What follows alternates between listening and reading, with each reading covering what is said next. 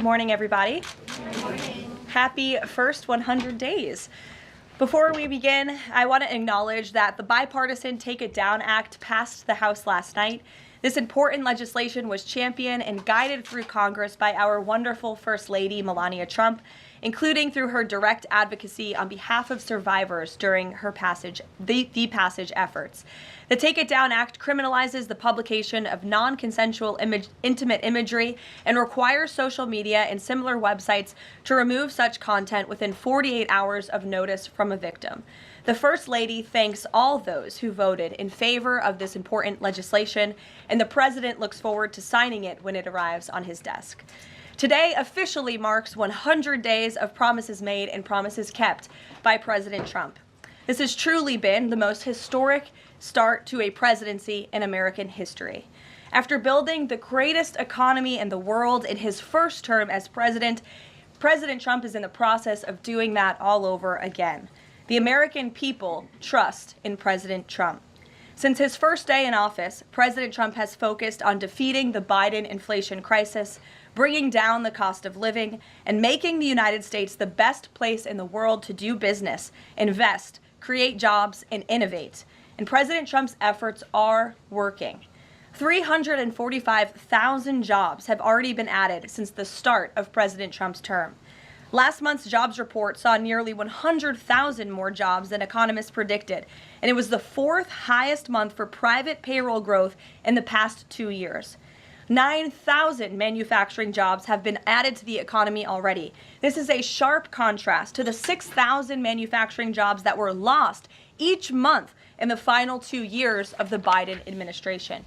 The U.S. employment rate remains at historic lows. And thanks to President Trump, Americans are seeing price relief for the first time in years. The last inflation report showed the first consumer price decline since the COVID pandemic, a decrease in energy prices, and real average hourly wage growth. President Trump is delivering on his promises to lower costs for American families and businesses. Prices across the board for everyday goods have seen declines since this president was inaugurated. From airfare to used motor vehicles to prescription drugs, prices are dropping. In fact, last month's drop in the price of prescription drugs was the largest ever recorded. And after Joe Biden botched the response to the bird flu, President Trump and Secretary Rawlings' aggressive plan have brought down wholesale egg prices more than 50% from Inauguration Day. President Trump ended Joe Biden's reckless war on American energy and fossil fuels and has restored American energy dominance. And Secretary Wright, Secretary Doug Burgum are working hard on that effort every single day. Oil and gas prices are now way down because of this bold approach. Gasoline prices down 7%. Energy prices are also down as well. The Department of Interior just announced a new offshore drilling policy that will boost oil production in the Gulf of America by 100,000 barrels per day. On the deregulation front, President Trump is committed to cutting senseless red tape, especially for America's small business owners who are the backbone of our economy. We know cutting regulation leads to lower costs and higher growth. The mass deregulation effort by this administration will help usher in the golden age of America, which is underway. Immediately upon taking office, President Trump blocked all of the unfinalized Biden-era rules, saving Americans more than $100 billion, or $2,100 per family of four over the next decade. And the president also launched a bold multi-agency effort to roll back existing federal regulations that drive up the cost of living on hardworking families. This effort is projected to yield significant cost savings in the coming months, including the EPA's rollback of tailpipe emission rules for light-duty and medium-duty vehicles and the Department of Transportation's latest corporate average fuel economy standards. These two efforts alone yield $755 billion in total savings, or more than $8,800 per family of four over the next decade.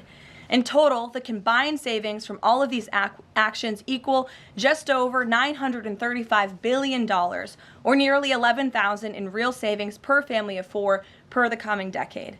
The press is not talking nearly enough about the positive impact of President Trump's deregulation campaign. And investments from the biggest companies and countries in the world are pouring in under this president. So far, total investment commitments under the Trump administration have reached more than $5 trillion. including $500 billion from Apple in U.S.-based manufacturing and training, $500 billion from NVIDIA in AI infrastructure, $100 billion from TSMC and U.S.-based chips manufacturing, and the $500 billion private investment by OpenAI, Oracle, and SoftBank in AI infrastructure as well. All of these investment commitments are estimated to generate at least 451,000 new high-paying jobs for American workers and families. At this point, President Trump has secured more investments in the United States of America in 100 days than Joe Biden did in 4 years. President Trump is America's businessman in chief, and that's why these trillions of dollars in investments are flooding to our country. The business community is bullish on America because President Trump is back in charge. Tomorrow, the president will host CEOs and leaders from several companies that have made these investments to tout their historic commitments to our country and encourage others to follow suit. Under President Trump, there has never been a better time to invest in America. And the president finally said enough is enough and refused to allow America and our workers to be ripped off any longer on trade. President Trump implemented powerful tariffs to end the era of economic surrender and to rebalance America's trading agreements. More than 100 countries have already come to the table looking to offer more favorable terms for America and our people. There has never been a president who has created his own leverage like this president, and we are just getting started.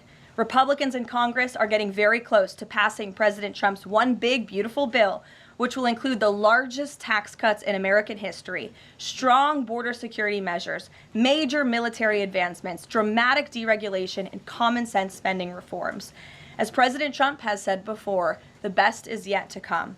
For more on President Trump's economic successes so far and the plans ahead, I want to pass it off to our incredible Treasury Secretary, Scott Bessent, who is here today, and we will open it up to questions. In our new media seat, we have Brendan Peterson, the financial services reporter for Punchbowl News. Punchbowl News covers power, people, and politics based in Washington, D.C., laser focus on Capitol Hill, the politics of legislating, founded in 2021, and it is the first newsletter that Capitol Hill and the White House reads every morning in the middle of the day and throughout the evening. Thanks for being here with us, and we'll start with you today.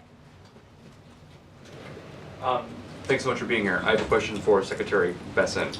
On tariffs, the president said over the weekend that we are hoping that maybe tariff revenues could replace income tax. But we also keep hearing about the deals that the administration is pursuing. So my question is, what is the White House's ultimate objective here? Do you want to have long-term tariff revenue or deals that might reduce those tariffs? I think it's a combination of both. So we're going to take in long-term tariff revenue. We put a process in place. We have 18 important trading relationships. We will be speaking to all of those partners, or at least 17 of them, over the next few weeks. Many of them have already come to Washington. What President Trump is referring to is the ability for tariff revenue to give income tax relief. And I think there's a very good chance that we will see this in the upcoming tax bill. The president campaigned on no tax on tips, no tax on Social Security, no tax on overtime, and the restoring interest deductibility for autos, for American-made autos. So tariff income could be used for tax relief on all those immediately. So you think that there is a role for significant tariff revenue in U.S. fiscal policy? I think that it is something that got put away a long time ago, and I think that tariffs will bring back American manufacturing and generate substantial revenues. On manufacturing, we've seen some pretty grisly surveys this month from the Philly Fed, which saw the biggest drop since May of 2020, and the Dallas Fed, similar plunging outlook, poor shipping orders. What are American manufacturers not understanding about your push for onshoring in the U.S.? Well, I think I was in the investment business 35 years, and I learned to ignore the survey data and look at the actual data, and the actual data has been quite good. The job data is good. Americans keep spending, and as Karoline said, we have these incredible commitments to bring manufacturing back on shore with record investment by domestic corporations and foreigners who want to come into the U.S. Thank you so much, Caroline. Thank you, Mr. Secretary.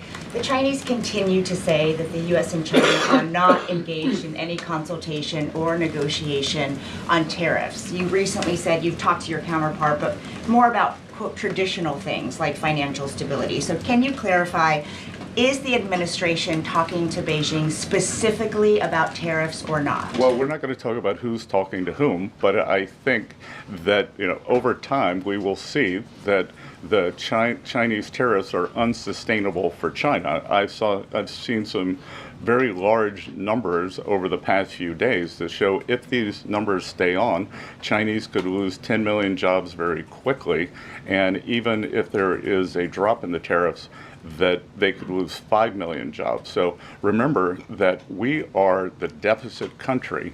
They sell almost 5 times more goods to us than we sell to them. So the onus will be on them to take off these tariffs. They're unsustainable for them. And they are saying you guys are not talking about it. So is that true? Look, they have a different form of government. They're playing to a different audience. So I'm not going to get into the nitty-gritty, again, of who's talking to whom. But as I said, I believe for the Chinese, these tariffs are unsustainable. And very quickly, 2 days ago, you said you didn't know if President Trump had spoken to Xi Jinping. Do you know now? Again, I would say Karoline and I have a lot of jobs around the White House. Running the switchboard isn't one of them. Bloomberg, go ahead. Secretary Bisson, thank you so much for being here this morning. You've talked about the importance of giving investors certainty when it comes to the market, yet the Trump administration is continuing to negotiate several complex trade deals in a very sort of compressed time frame. When do you expect you'll be able to give the market some certainty around those deals? Do you have a deadline? Is it the 90-day pause? What are we looking at here? Good question. And I think one thing that has been a little disconcerting for the markets is, President Trump creates what I would call strategic uncertainty in the negotiations. So he is more concerned about getting the best possible trade deals for the American people. We had 4 years of bad deals for decades of unfair trading, and we are going to unwind those and make them fair. What we are doing is we've created a process. I think the aperture of uncertainty will be narrowing, and as we start moving forward announcing deals, then there will be certainty. But certainty is not necessarily a good thing in negotiating. Mr. Secretary, last night there were reports on the administration sort of walking back a little bit on the auto tariffs. Can you sort of just elaborate on that decision there and what we can expect going forward, and why sort of the shift in those auto tariffs? Well, President Trump has had meetings with both domestic and foreign auto producers, and he's committed to bringing back auto production to the U.S. So we want to give the automakers a path to do that quickly, efficiently, and create as many jobs as possible. Jasmine. Thank you so much, Caroline. Thank you, Secretary. Back on China, does the administration anticipate supply chain shocks or supply shocks coming now that cargo shipments from China are significantly down? And if so, are there plans in the process of how to address that? I wouldn't think that we would have supply chain shocks, and I think retailers they have managed their inventory in front of this. I speak to dozens of companies, sometimes daily, but definitely weekly, and they know that President Trump is committed to fair trade and have planned accordingly. And then second question, can you outline the timeline for when you think some of these deals, particularly with your Asian countries like India, Japan, South Korea, you may have an announcement? I'm glad you brought up our Asian trading partners and allies. They have been the most forthcoming in terms of doing the deals. As I mentioned, Vice President Vance was in India last week. I think that he and Modi made some very good progress, so I could see some announcements on India. I could see the contours of a deal with the Republic of Korea coming together, and then we've had substantial talks with the Japanese. Andrea. As Secretary Besant, just continuing on the path of the sort of like progress. You said last or yesterday, I think, that it was could happen as early as this week or possibly next week. Can you give us a bit of a timetable? And then I wanted to ask about South Korea specifically. They've said that they probably won't be able to make a comprehensive deal until early July because of their elections. Japan also has elections. And to what extent are domestic factors complicating your efforts? Canada just had an election. You know, are you seeing that you might have to think about delaying the 90 days? Well, I would actually take the opposite tact, that I think from our talks that these governments actually want to have the framework of a trade deal done before they go into elections to show that they have successfully negotiated with the United States. So we are finding that they are actually much more keen to come to the table, get this done, and then go home and campaign on it. Sean? Was there, I'm sorry, did you have a comment on whether something could happen this week or next week? For a deal. So, you know, you said yesterday. Again, I think that we are very close on India.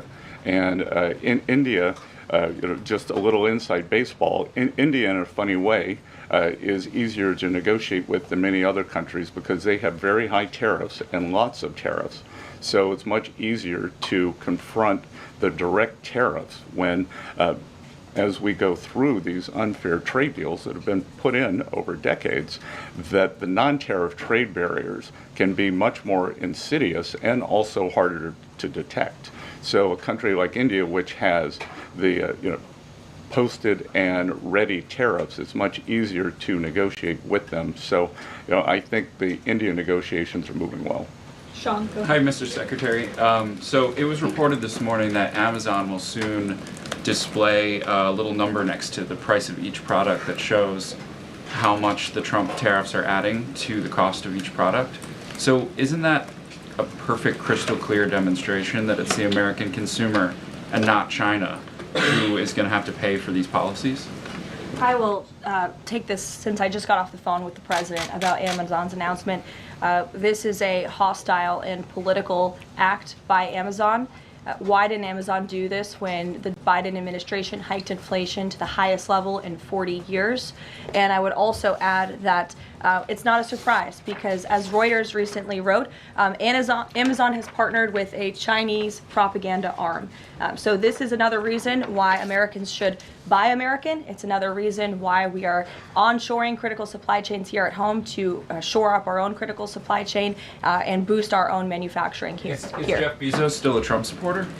Look, I will not speak to the president's relationships with Jeff Bezos, but I will tell you that this is certainly a hostile and political action by Amazon. And Secretary, if you have anything to add. Yeah, I would also add that the bringing down the terrible Biden inflation has been a priority for the first 100 days of the Trump administration, and President Trump has done a great job of leading that since January 20th. Interest rates, mortgage rates are down, gasoline and energy prices are down. We're expecting the further decreases, and as Karoline said, the big tax on consumers that goes unnoticed is deregulation or regulation, and we are deregulating and bringing that down. So, from a household income point of view, we would expect real purchasing increases. We've seen them over the first 100 days, and we would expect that to accelerate.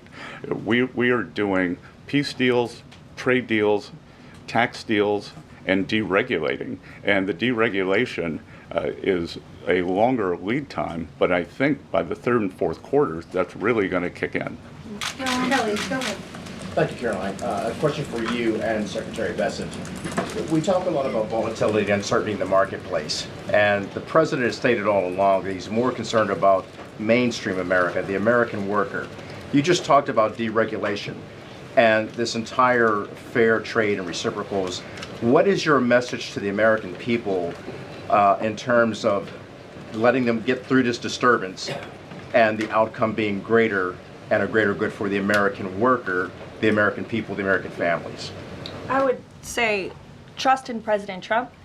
There's a reason he was reelected to this office. It's because of the historic success of his economic formula in the first term. And as I laid out at the beginning of the briefing, and the Secretary has talked about, and the President talks about every day, there's a proven formula that works.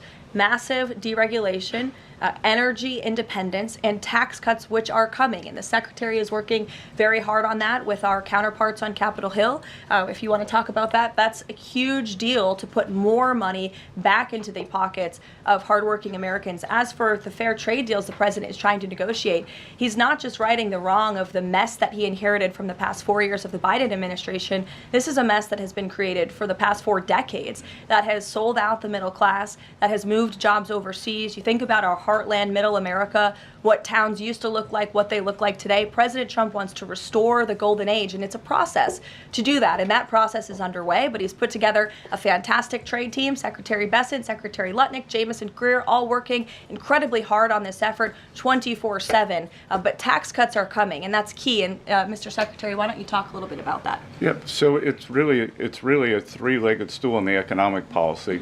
It's trade, it's tax, and it's deregulation. So we are in the midst of addressing, as Karoline said, these long-term trade imbalances. The tax bill is going much better than I would have thought when I took office on January 28th, and that's through President Trump's leadership. That Speaker Johnson, Leader Thune are united. Speaker Johnson, we had a very good meeting yesterday with somebody called the Big Six, NEC Director Kevin Hassett, myself, Speaker Johnson, Leader Thune, Committee Chairman Jason Smith, and Senator Crapo.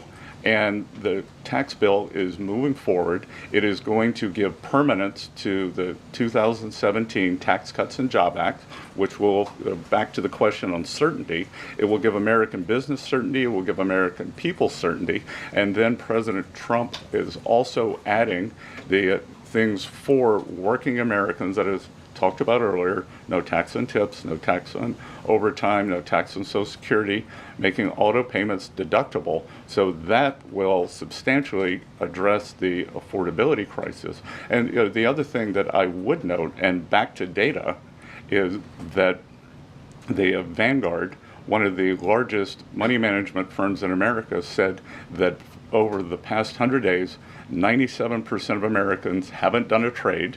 And in fact, individual investors have held tight while institutional investors have panicked. So individual investors trust, investors trust President Trump. Megan, in the back. Thank you both. Can you detail for us exactly what we should expect as far as relief on the auto tariffs front? And then further, Mr. Secretary, should we expect other industries to also get relief the way we've now seen for auto and tech as well? I'm not going to go into the details of the auto tariff relief, but I can tell you that it will go substantially toward reshoring American auto manufacturing.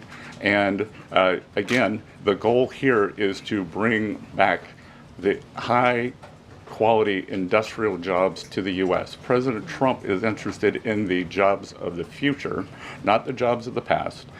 We don't need to necessarily have a booming textile industry like where I grew up again, but we do want to have precision manufacturing and bring that back. And another important, very important function of this that does not get talked about enough is national security. President Trump, his overriding the concern and belief is that economic security is national security is economic security. And we saw during COVID that our supply chains got cut off. And we need to bring back a lot of those supply chains, whether it's in semiconductors, medicines, the steel, and we have to onshore those. So it's a combination of making trade free and fair and remedying this gaping national security hole that he was left with. And if I could on China. I would just add, Megan, the President will sign the executive order on auto tariffs later today, and we will release it as we always do. Go ahead. Secretary, any updates on the negotiation with the European Union, and is it hard to negotiate with the European Union? Pardon? Do you have any updates on the negotiation with the European Union? I'm more involved in the Asian negotiations. My observation would be, goes all the way back to Henry Kissinger's statement, when I call Europe, who do I call? So we're negotiating with a lot of different interests. Some of the European countries have put on an unfair digital service tax on our big internet provider. France and Italy, other countries, Germany and Poland, don't have that. So we want to see that unfair tax of one of America's great industries removed. So it's going to be a give and take. So they have some internal matters to decide before they can engage in an external negotiation. Edward. Yeah, thanks, Caroline. Mr. Secretary, so contacts I have in the business community say that they're basically frozen for long-term investment because of the uncertainty around tariffs. How long do you think President Trump has to make a deal before there's damage to the economy? Look, I think that what we're seeing is that business leaders, they've gone into a pause, and I think we're going to give them great certainty on this tax bill. And I think over the next couple of weeks, as I said, we have 18 important trading relationships. We'll put China to the side. 17 they are in motion. And then, as I said yesterday, I think there's a very good chance we're going to get this tax bill done. And the tax bill is going to be very powerful for domestic U.S. investment. So what we are going to do, one of the most powerful parts of President Trump's 2017 tax bill was full expensing of equipment. We are going to make that, as President Trump said in his speech to Congress, that will be retroactive to January 20th.